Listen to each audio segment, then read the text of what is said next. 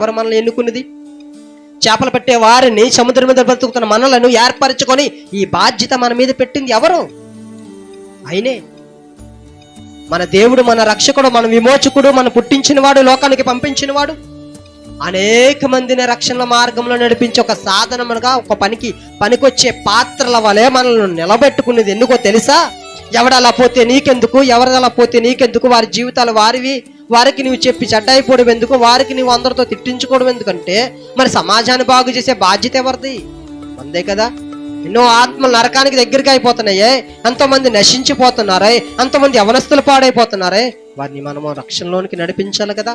తిట్టుకుంటారు. ఒకానొక రోజు సత్యాన్ని తెలుసుకొని ఎవరైతే ఏ నోటితోటైతే తిట్టారో వారే మన దగ్గరకు వచ్చి క్షమాపణ అడుగుతారు.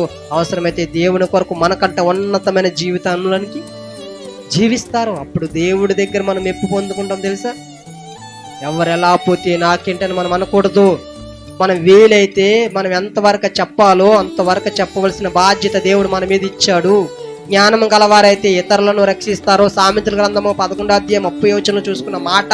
జ్ఞానం గలవారమైతే మనము మన అన్న, తమ్ముడ, అక్క, చెల్ల, తోబుట్టువుల, స్నేహితుల, శ్రేయభిలాసుల, ముఖపరిచి ఉన్నవారా ఎవరినైనా మనము విడిచిపెట్టకూడదండి. వారి మార్గం బాలేదా, వారి తప్పుడు మార్గంలోనికి వెళ్ళిపోయాడా,